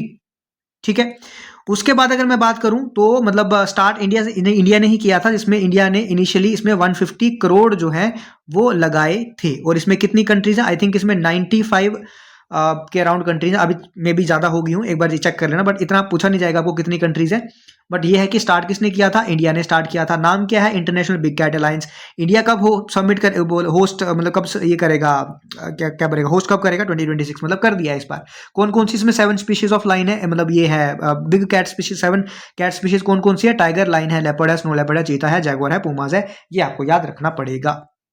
Next है आपका, which country has been declared the international partner country for the international Gita Mahotsav. तो इंटरनेशनल गीता महोत्सव के लिए कौन सा कंट्री जो है उसको डिक्लेयर किया गया है इंटरनेशनल पार्टनर, तो इंग्लैंड को डिक्लेयर किया गया है इंटरनेशनल पार्टनर। इतना कुछ था नहीं इसमें, तो इसलिए मैं ज्यादा बढ़ नहीं रहा इस पे। ठीक है, ये कुछ वन लाइनर्स होते हैं जो कभी कभार एज इट इज ही पूछ लिए जाते हैं, या फिर आपको जो 3 से 4 जब वो आते हैं ना, मतलब मैच द फॉलोइंग आते हैं, उसमें कहीं ना कहीं ये चीजें घुस जाती हैं, तो आपको थोड़ा बहुत पता होगा तो आप एलिमिनेशन करने में मदद हो जाएगी। नेक्स्ट है मेरे पास, नेक्स्ट क्वेश्चन क्या है, who inaugurated the Asian seed Congress 2025 इन मुंबई। पहला क्वेश्चन तो इसका ये बन गया कि एशियन सीड कांग्रेस 2025 कहां पे हुई, मुंबई में हुई। किसने इनॉग्रेशन किया, इनॉग्रेशन किसने किया, शिवराज सिंह चौहान ने किया। कौन है हमारे, कौन से मिनिस्टर है, जरा बताओ मुझे। अब इसमें क्या था, इसमें यह था कि हमको क्या करना है, हमको बूस्ट करना है किसको, सीड की प्रोडक्शन को।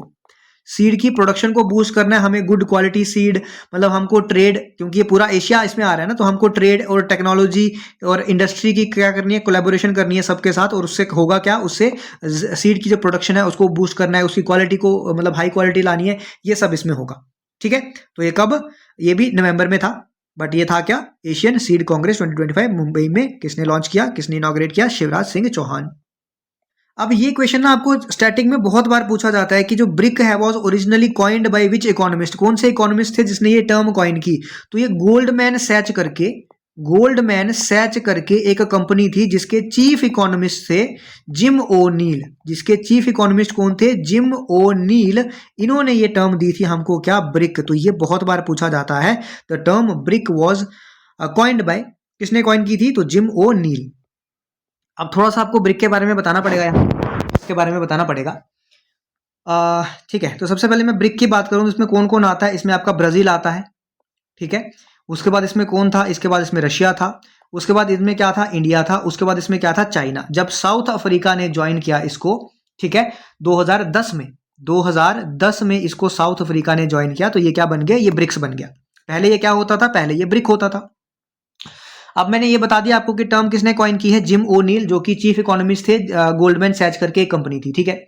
2006 में, ये याद रखना, 2006 में ये फर्स्ट टाइम मिले थे 2006 में, ठीक है। बट ये एक इनफॉर्मल मीटिंग थी, ये कोई फॉर्मल मीटिंग नहीं थी, ठीक है। क्या था, ये एक इनफॉर्मल मीटिंग थी, ये कोई फॉर्मल मीटिंग नहीं थी। अगर मैं फॉर्मल मीटिंग की बात करूं तो फॉर्मल मीटिंग आपकी पहली कब हुई थी, 2009, मतलब या फिर मैं ऐसा बोलूं कि ऑफिशियल मीटिंग इनकी कब हुई थी, पहली 2009 में, ठीक है। फर्स्ट ब्रिक समिट हुई थी 2009 में, और कहां पे हुई थी ये रशिया में हुई थी। जगह का नाम है ये वाला, ये येकातेरिनबर्ग, ऐसा कुछ, रशिया, इसमें हुई थी ये फर्स्ट समिट 2009 में। लेकिन ऐसे इनफॉर्मली अगर देखूं तो मिले कब थे, 2006 में मिले थे, ठीक है।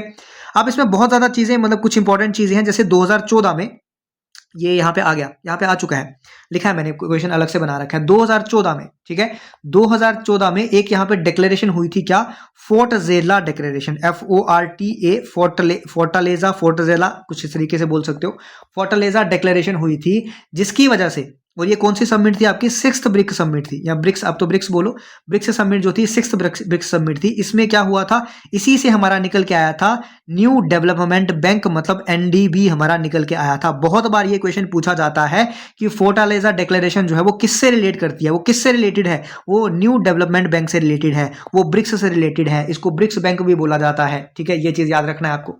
2015, तो ये इसका क्वेश्चन का आंसर क्या हो गया, फोर्टालेजा डिक्लेरेशन। 2015 में एक और डिक्लेरेशन हुई थी, 2015 में, ऊफा डिक्लेरेशन, बोल रहा हूँ, UFA, ऊफा डिक्लेरेशन। ये भी आपको याद रखना है, ये किसके लिए थी, मतलब ग्लोबल गवर्नेंस, या फिर आप बोल सकते हो इंटरनेशनल सिक्योरिटी, इकोनॉमिक कॉपरेशन वगैरह वगैरह, इतना आपको याद नहीं रखना, बट ये याद रखना, ये पूछा जाता है कि ऊफा डिक्लेरेशन जो है वो किससे रिलेट करती है, ठीक है, किससे रिलेट करती है आपकी, NDB, या फिर NDB नहीं, सॉरी, ये ब्रिक्स से रिलेट करती है, किससे रिलेट करती है आपकी, ब्रिक्स से रिलेट करती है। 2025 की अगर मैं बात करूं तो ब्रिक्स समिट आ गया है क्वेश्चन। 2025 की अगर मैं बात करूं तो ब्रिक्स समिट जो है वो कहां पे हुई थी, रियो द जनेरियो, ब्राजील में, 2025 की ब्रिक्स समिट यहां पे।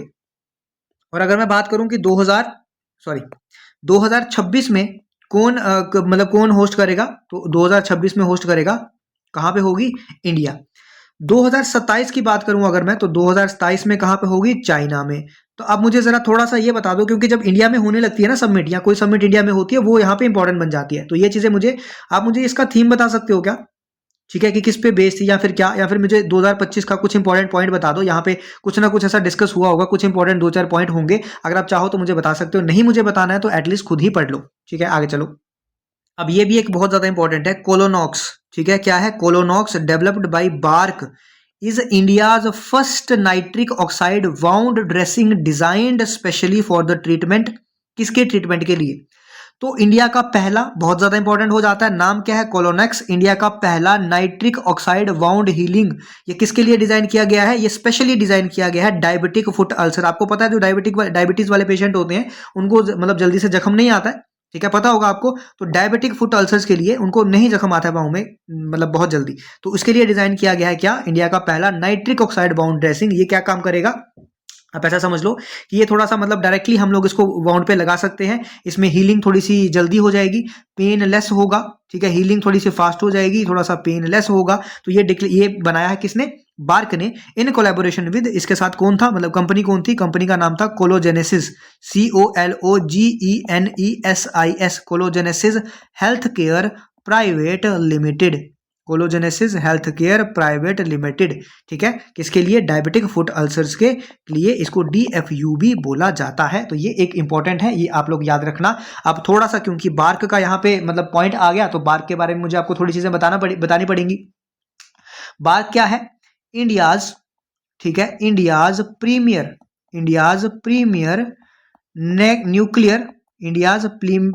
Nuclear research facility. हेडक्वार्टर कहाँ पे है, हेडक्वार्टर है ट्रॉम्बे, TROMBA मुंबई में, ठीक है, ये एक पॉइंट आ गया। उसके बाद किसके अंडर आता है, ये अंडर आता है डिपार्टमेंट ऑफ एटॉमिक एनर्जी, और ये किसके अंडर है, प्राइम मिनिस्टर मोदी के अंदर होता है।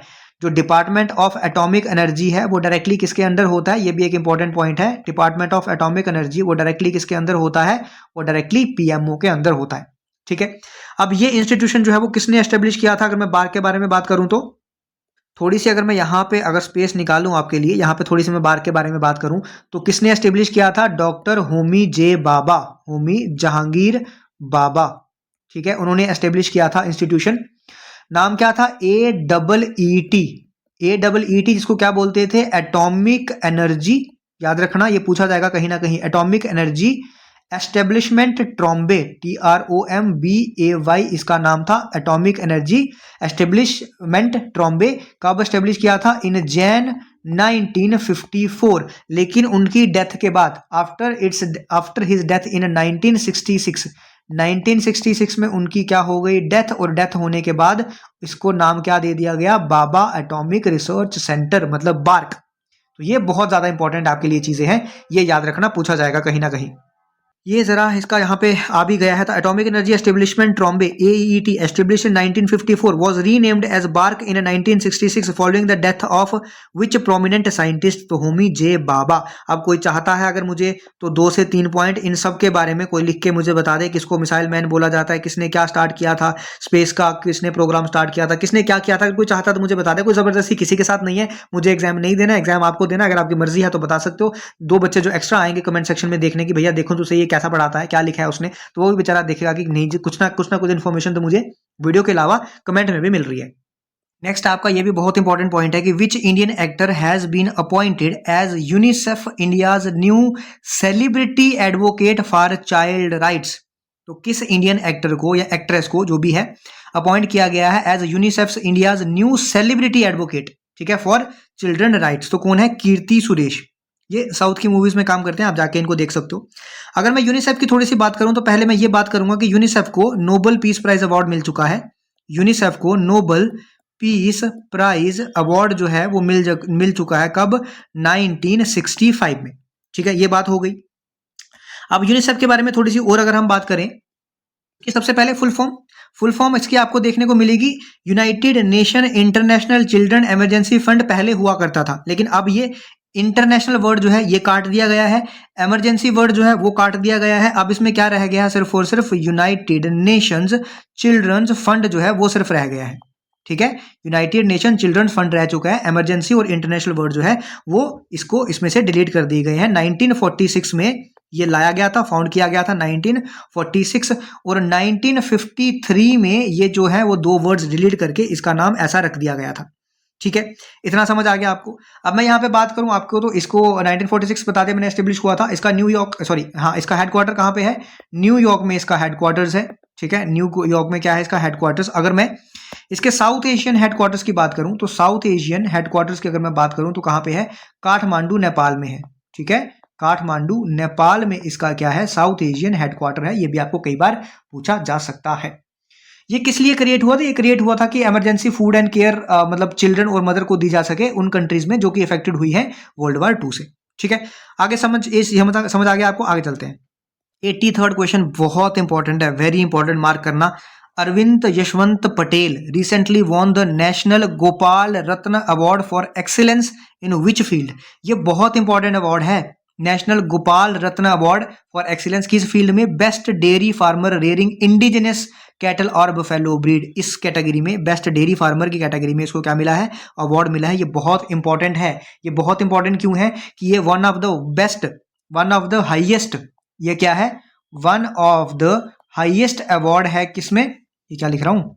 वन ऑफ द हाईएस्ट लिखना है। One of the highest award है किसमें?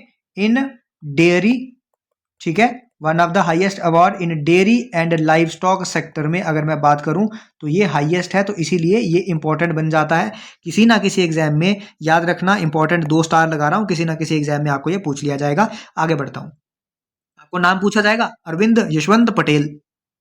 अब इस बारे में मैं कोई बात नहीं करूंगा, ये मैं सिर्फ आपको पढ़ के बताऊंगा। India and the US recently signed a deal for the import of 2.2 million tonne of which commodity, तो ये natural gas, sorry natural gas नहीं, एलपीजी, ठीक है, इसके लिए डील साइन हुई थी। बट अभी जो हालात चल रहे हैं पता नहीं क्या चल रहा है, मैं इसकी बात नहीं करूंगा। एलपीजी की वैसे बाकी बहुत सारी बातें इसकी हो रही हैं, तो याद रखना ये पूछा नहीं जाएगा सवाल पर, ठीक है। लेकिन एलपीजी के रिलेटेड है तो हो सकता है कि इस बार ये भी सवाल पूछ लिया जाए कि इंडिया और यूएस ने एक डील साइन की है 2.2 मिलियन टन इंपोर्ट ऑफ किस कमोडिटी के लिए? एलपीजी के लिए, ठीक है। आगे चलो, ये बहुत इंपॉर्टेंट है। अगला क्या है? Which states police force has achieved 100% response rating for cyber fraud calls for the first time in India. मतलब कौन सी ऐसी स्टेट की पुलिस है जिसने 100% रिस्पॉन्स रेटिंग पाई है फॉर साइबर फ्रॉड कॉल्स? आपको, आपके साथ कोई साइबर फ्रॉड होता है, आप कॉल करते हो, ठीक है, साइबर सेल को कॉल करते हो, तो ये 100% रिस्पॉन्स जो है, इसकी रेटिंग जो है वो किस स्टेट पुलिस ने पाई है इंडिया में फर्स्ट टाइम? तो ये पाई है गोवा पुलिस ने। ये भी बहुत इंपॉर्टेंट है क्योंकि पहली बार जो भी है बहुत इंपॉर्टेंट है, याद रखना हर बार। आगे चलो, नेक्स्ट इंपॉर्टेंट क्या है? The Omen drone has been jointly developed by which 2 nations. तो ओमेन ड्रोन जो है, मतलब ड्रोन ही है, फॉर्म ऑफ ड्रोन ही है, ये किस तरह का? पहले तो ये देख लो कि किस इन 2 कंट्रीज ने मिलकर बनाई है, यूएसए और यूएई। यूएसए और यूएई ने जॉइंटली ये क्या किया है? डेवलप किया है। इनका ऐसा अगर मैं नाम मतलब अगर बोलूँ तो मतलब अमेरिका की कंपनी है एंड्रिल और यूएई की है एज ग्रुप। बट ये इतना पूछा नहीं जाएगा आपको, सिर्फ इतना पूछा जाएगा कि भैया ओमेन ड्रोन जो है वो किसने डेवलप किया है? यूएसए और यूएई ने। अब इसमें क्या खास है? ये है तो ड्रोन की तरह ही है, ये वर्टिकल लैंडिंग और वर्टिकल टेक ऑफ के लिए जाना जाता है, ठीक है। किस लिए? वर्टिकल लैंडिंग और वर्टिकल टेक ऑफ के लिए, ठीक है। बाकी ये जो ड्रोन का काम होता है सर्विलेंस वगैरह, वही इसका भी काम है, इसमें कुछ एक्स्ट्रा वो नहीं है। नेक्स्ट इंपॉर्टेंट क्वेश्चन है, south east Asia's largest international Buddhist event क्या बोला जाता है? 12 डेज स्पिरिचुअल गैदरिंग भी इसको बोला जाता है, या फिर इंटरनेशनल त्रिपिक्ता चांटिंग सेरेमनी भी इसको बोला जाता है। ये किस लोकेशन पे ऑर्गेनाइज किया गया है? कहाँ पे ऑर्गेनाइज किया गया है? तो ये ऑर्गेनाइज आपका किया गया है कहाँ पे? बोध गया बिहार में। कहाँ पे? बोध गया बिहार में ऑर्गेनाइज किया गया है। अब क्या थोड़ा बहुत अगर आप बोलो कि बुद्धिज्म के बारे में पढ़ लें क्या, ठीक है। अगर मैं बोलूं तो बुद्धिज्म में जो है it focused on 4 noble truth, ठीक है, नोबल ट्रूथ 4। पहला होता है आपका ट्रूथ ऑफ सफरिंग, ठीक है। सेकंड होता है आपका truth of cause of suffering, ठीक है। हो सकता है कई बार आपको कहीं पे पूछ लिया जाए, मुझे क्या पता, मैंने तो लिख रखा है। उसके बाद यहाँ पे है suffering can be conquer, suffering can be conquer by conquering the desire, by conquering the desire, ठीक है। उसके बाद चौथा आपके पास क्या है? Desire can be conquer, desire can be conquered by following 8 fold path, by following 8 fold path. जिसमें क्या क्या आता है? जिसमें आपकी चीजें आती हैं, ज़्यादा मतलब बताऊंगा नहीं ज़्यादा। इसमें क्या आता है? इसमें आता है राइट आता है, अंडरस्टैंडिंग आता है, एक्शन आता है, थॉट आता है, सेल्फ सेंट्राइजेशन आता है, रिजॉल्व आता है, वगैरह वगैरह, ये सारी चीज़ें आती हैं। इतना आपको जानने की जरूरत नहीं है, बट ये हो सकता है ये आपको पूछ लिया जाए कि बुद्धिज्म जो है वो कितने नोबल आइडियाज़ पे, कितने नोबल ट्रूथ्स पे बेस्ड है? 4, ठीक है। और 8 फोल्ड पाथ भी आपको कहीं ना कहीं हो सकता है, कहीं ना कहीं पूछ लिया जाए। अब उसके बाद एक और पॉइंट यहाँ पे इंपॉर्टेंट क्या है? गौतम बुद्धा के बारे में अगर मतलब मैं एक पॉइंट आपको बताऊं तो Gautam Buddha was born in SHAKYA, I don't know, मतलब हो सकता है, देखो कई बार इतने सारी चीजें लिखनी होती है ना तो स्पेलिंग थोड़ा बहुत मिस्टेक हो सकता है। मैं एक एक स्पेलिंग चेक करूंगा तो क्या ये थोड़ा बहुत आप चेक कर लेना। शाख्या क्लैन या शाख्या क्लैन आप इसको बोल सकते हो। नेयर, कहाँ पे? Near Kapilavastu, KAPILAVASTU in Nepal, ठीक है। ये इनका बर्थ प्लेस है। एट 29 ईयर्स की एज में ही रीनाउंस्ड हिज फैमिली, ठीक है, he renounced his family and wandered for 7 years seeking enlightenment वगैरह वगैरह। 35 साल की उम्र में at 35 under peepal tree, under peepal tree ये भी पूछा जाता है, अंडर पीपल ट्री इन कहाँ पे, बोध गया, कहाँ पे, बोध गया, बुद्धा गॉट एनलाइटनमेंट ये भी पूछा जाता है, बुद्धा गॉट एनलाइटनमेंट ये भी बहुत बार आपको एग्जाम में पूछा जाएगा। ठीक है, अब थोड़ा सा आगे और बढ़ते हैं तो और एक क्वेश्चन है, मैं उस क्वेश्चन के हिसाब से ही आपको बताता हूं। ठीक है, in Buddhism which symbol represent the event of Gautam Buddha's renunciation. ठीक है, अब देखो यहाँ पे मेरे पास कुछ इवेंट्स होते हैं, उसके साथ कुछ सिंबल्स रिलेट करते हैं। जैसे मैं अगर बर्थ की बात करूं तो बर्थ के साथ कौन सा सिंबल रिलेट करता है, बर्थ के साथ है एलिफेंट। ठीक है, दूसरा मेरे पास है रेनुंसिएशन, RENOUNCIATION, इसके साथ कौन सा सिंबल है आपका, इसके साथ है आपका हॉर्स। उसके बाद आपका आता है एनलाइटनमेंट। ठीक है, उसके बाद क्या आता है आपका, एनलाइटनमेंट आता है जिसमें क्या है, बोधि ट्री। ठीक है, बोधि ट्री। उसके बाद आता है आपकी डेथ। ठीक है, डेथ का सिंबल आपका क्या है, स्टूपा, या फिर स्टूपा बोलो, स्टूपा बोलो, जैसा भी बोलो। उसके बाद अगर मैं बोलूं फर्स्ट सरमन, ठीक है, उसका क्या है आपका व्हील। तो ये आपको हो सके तो याद रखो, नहीं हो सके तो कोई दिक्कत नहीं है, इतना याद रख लो कि डेथ का है स्टूपा, एनलाइटनमेंट का है बोधि ट्री। बाकी यहाँ पे ये तो पूछा ही है, रिनंसिएशन का तो पूछा ही है, हॉर्स किसी तरीके से याद तो रखना पड़ेगा। देखो नहीं रखोगे मेरी कोई मतलब मैं क्या कर सकता हूँ, बट मुझे तो पढ़ाना है, मुझे तो पढ़ाना पड़ेगा। आगे चलो, नेक्स्ट क्वेश्चन है आपका, क्योंकि आप बुद्धिस्ट से रिलेटेड कुछ आया तो यहाँ पे बुद्धिस्ट काउंसिल आ गई। आपको पता है कि मैक्सिमम टाइम जो 4 बुद्धिस्ट काउंसिल हुई थी, एक ना एक क्वेश्चन उसका हर बार किसी ना किसी एग्जाम में आता है। The first Buddhist council in 1483 BC, तो पहले तो आ गई डेट भैया, 1483 BC को हुई थी। Was held under the patronage of which king, किस किंग के अंडर हुई थी, तो ये हुई थी अजात शत्रु के अंदर पहली वाली। किसके अंदर हुई थी, अजात शत्रु के अंदर पहली वाली। तो यहाँ पे मैं लिख देता हूँ फर्स्ट वाली। अगर मैं सेकंड वाली की बात करूं तो ये हुई थी काल अशोका के अंदर। थर्ड वाली की बात करूं तो ये हुई थी अशोका के अंदर। फोर्थ वाली की बात करूं तो ये हुई थी कनिष्क के अंदर। ठीक है, अब मैं पहली वाली की बात करूं तो पहली वाली कहाँ गई, हाँ ये रही पहली वाली। पहली वाली की प्लेस कहाँ पे थी, पहली वाली की प्लेस थी आपकी राजगिरहा, RAJGRIHA, राजगिरा। सेकंड वाली की बात करूं तो सेकंड वाली की प्लेस कौन सी थी आपकी, वैशाली, VAISHALI। थर्ड वाली की बात करूं तो थर्ड वाली की आपकी प्लेस कहाँ पे थी, थर्ड वाली की थी पाटलिपुत्र, PATLIPUTRA, पाटलिपुत्र। फोर्थ वाली की बात करूं तो ये थी आपकी कुंडलवन, मतलब कश्मीर अपना। ठीक है, कुंडलवन में अपना कश्मीर में।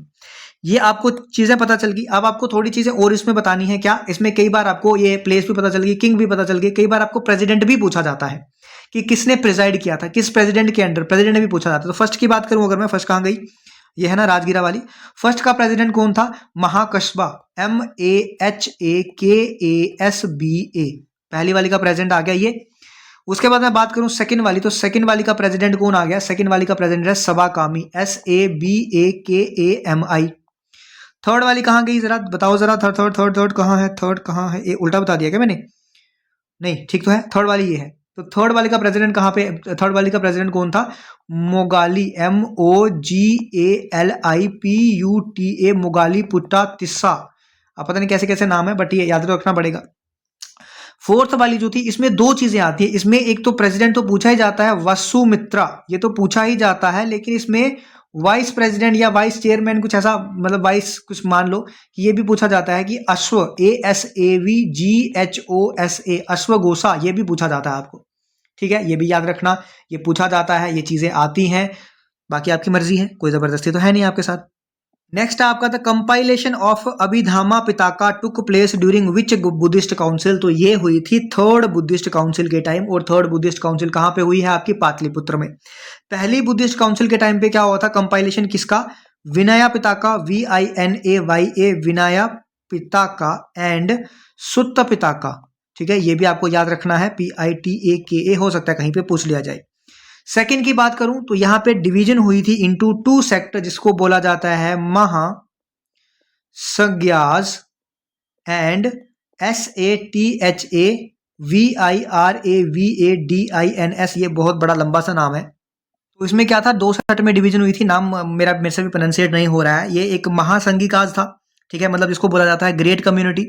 दूसरा आपका ये है स्थविरादवा, ठीक है, स्थविरादवा, आप इसको मे भी प्रोनाउंसिएट करने का तरीका कुछ और होता होगा, थविरादवा कुछ ऐसा इस टाइप का प्रोनाउंसिएट करते होंगे, जिसका मतलब होता है एल्डर्स, जिसका क्या मतलब होता है, एल्डर्स। तो ये चीजें भी आपको याद रखनी है। अगर मैं फोर्थ बुद्धिस्ट की काउंसिल की बात करूं तो यहाँ पे Mahayana, MAHAYANA and Hinayana HINAYANA। Spelling में कुछ भी मिस्टेक थोड़ी बहुत हो सकती है, वो चलेगा, आपको स्पेलिंग कोई नहीं पूछेगा वहां पे। ठीक है, तो समझ आई आपको, आगे बढ़ते हैं। नेक्स्ट देखो, इंपॉर्टेंट है आपका, what is the name of the AI powered surveillance technology introduced by the Indian railways. किसने इंट्रोड्यूस किया है? ये नॉर्थ ईस्ट फ्रंटियर रेलवेज और IIT गुवाहाटी ने मिलके ये एक AI पावर्ड सर्विलियंस टेक्नोलॉजी है वो इंट्रोड्यूस की है to monitor freight wagon door locks in real time. जो क्या होते हैं, डोर लॉक्स को मॉनिटर करने के लिए किसने, कौन सा AI टूल जो है, AI पावर सर्विलेंस टेक्नोलॉजी है वो क्या की है, इंट्रोड्यूस की है। तो क्या उसका नाम क्या है? उसका नाम है दृष्टि। क्या नाम है उसका? उसका नाम है दृष्टि सिस्टम। तो ये याद रखना, दृष्टि सिस्टम, ये आने वाले एग्जाम में पूछा जाएगा, रेलवे है, इंपॉर्टेंट है, पूछा जाएगा। ठीक है, समझ आ गया आपको, आगे चलते हैं। नेक्स्ट है आपके पास, विच 2 beaches from Orissa recently received the blue flag certification. तो 2 बीचेस हैं उड़ीसा की, जो है एक सोनपुर बीच और दूसरी है गोल्डन बीच पुरी में। इन दोनों को क्या मिला है? ब्लू फ्लैग सर्टिफिकेशन मिला है। अगर मैं ब्लू फ्लैग सर्टिफिकेशन की बात करूं तो ये एक इंटरनेशनली रिकॉग्नाइज्ड इको लेबल है। ठीक है, इंटरनेशनली रिकॉग्नाइज्ड ये इको लेबल है एक किस्म का। ये अवार्ड इसको दिया जाता है, मतलब जो अपने बीचेस को जिसकी उनकी मतलब जो कुछ स्टैंडर्ड होते हैं, जैसे वाटर क्वालिटी जो है वो अच्छी हो, एनवायरनमेंट वहाँ का क्या हो, अच्छा हो, और मतलब सेफ्टी वगैरह अच्छी हो, कुछ स्टैंडर्ड्स होते हैं जो मेंटेन करने पड़ते हैं। अगर आपने वो मेंटेन किया तो आपको क्या मिलता है? एक ब्लू फ्लैग सर्टिफिकेशन जो है वो मिलता है। ये देता कौन है? ये डेनमार्क की कंपनी है, डेनमार्क बेस्ड फाउंडेशन है। एक फाउंडेशन का नाम क्या है?